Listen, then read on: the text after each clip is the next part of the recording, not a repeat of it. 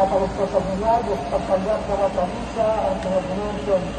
Maraming salamat din sa Strike Ministry na siyang tumatanggap sa mga nagpipilgrimage dito sa atin. Maraming pong mga tao ang tumutulong sa ating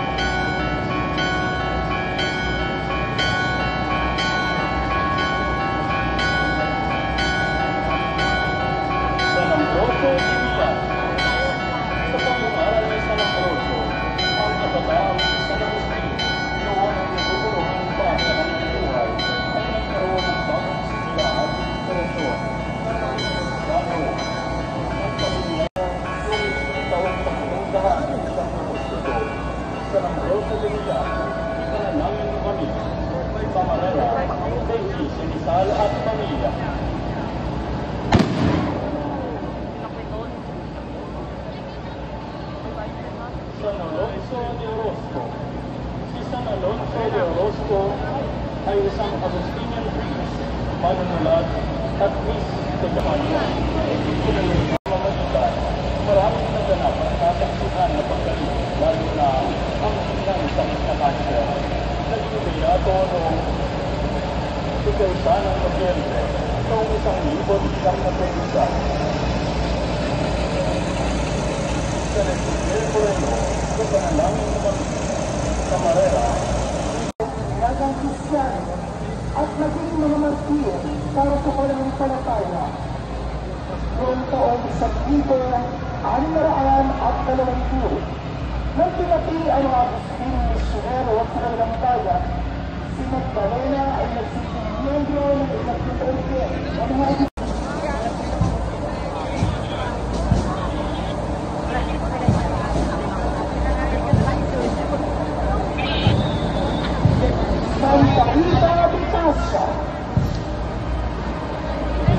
Santa de Gracia ang santang kinikilalang patronong ng mga imposibleng bagay. Noong ika-15 sa kayan ng Roca Coronel, malapit sa Gracia, sa Diocese ng Spoleto, Italia. Namuhay ang isang itinagalang na mag-asawa na sila ay nag-ilag sa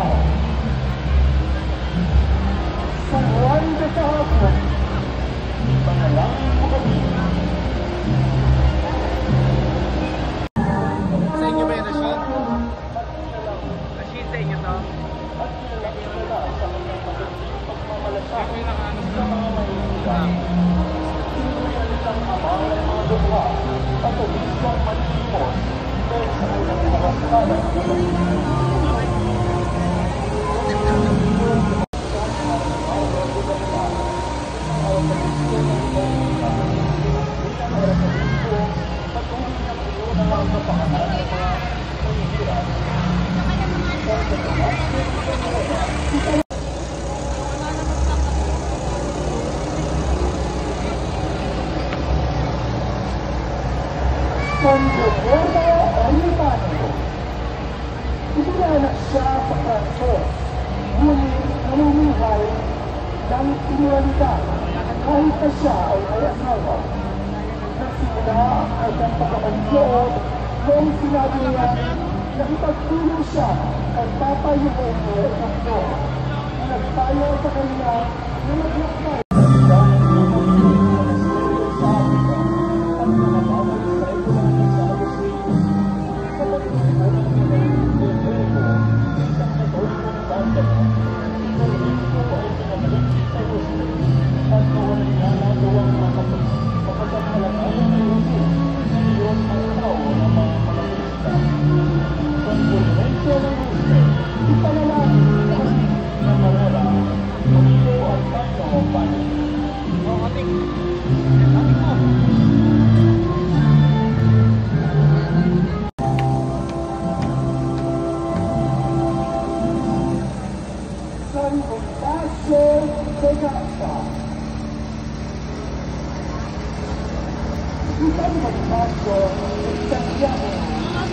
Ay isa sa pitong aksiyang nagbigyan ng buhay sa kansa. Para sa ating pananampalataya, ang Santiago ay nagpapakadalikasa sa paghinay ng pananampalataya. Isang sa panalangin mo kami. Ang imagen ay nasa ilalim ng pangangalaga DJ Rivera at ng kanyang pamilya. Tabi po, tabi-tabi na po.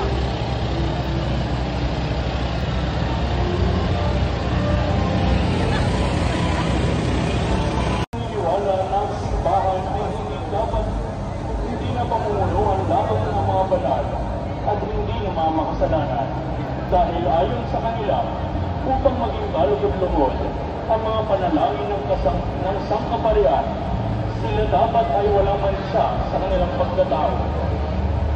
San Basilio de Calama, Ipanalangin mo kami. Camarero, Ginoong Kevin de la Frente at pamilya mula sa Hulugan, Tansa, Cavite.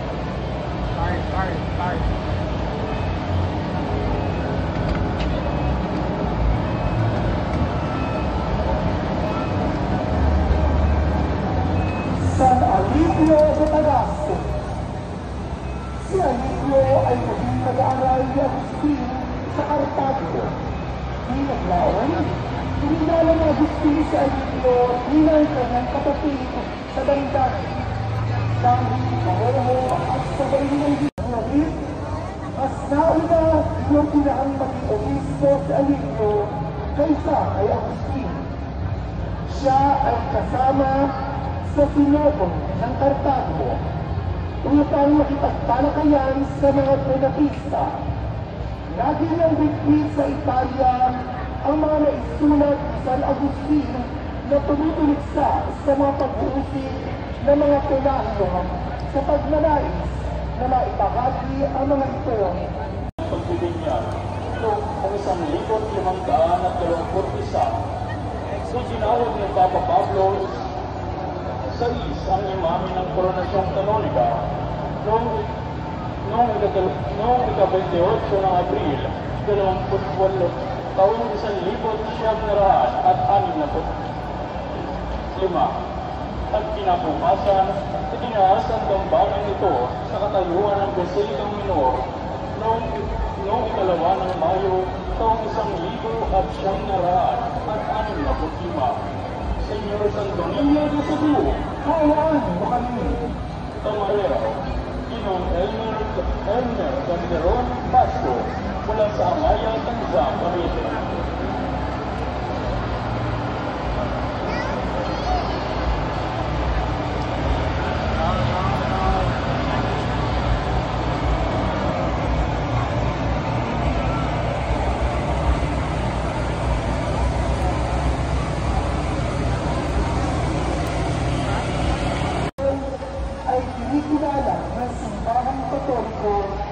bilang patlong sa iba't ibang aspeto ng buhay pananampalataya.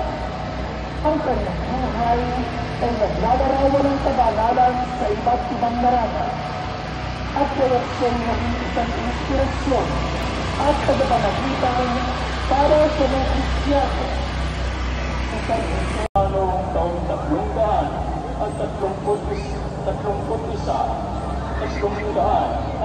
331 at nabigyan ng aral ng kanyang mamagulang tungkol sa pagmamahal sa Diyos at sa kapwa.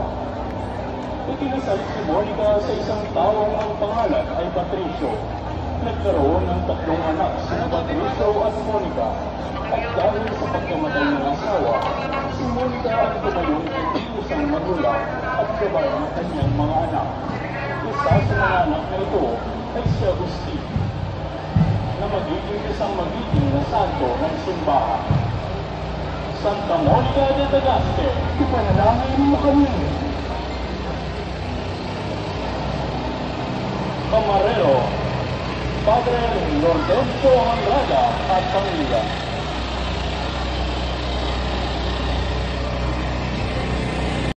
Ang paglibusyon sa mahal na Birhen ng Konsolasyon ay nagmula sa kasaysayan ng buhay ni Santa Monica, ang ina ni San Agustin, obispo ng Hito.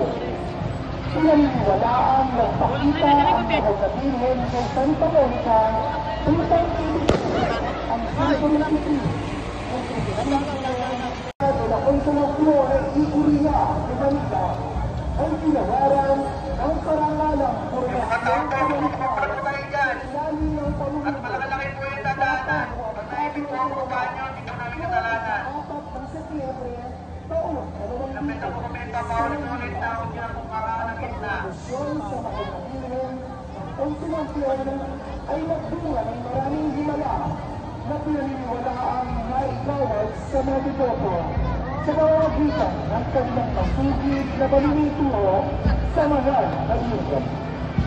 Nuestra Señora de la Consolación, Panalangin mo kami. ang imahen ng mahal na Birhen ay nasa ilalim ng pangangalaga ni Noong Ramon at ng kanyang buong pamilya. Lalo mo magkakaano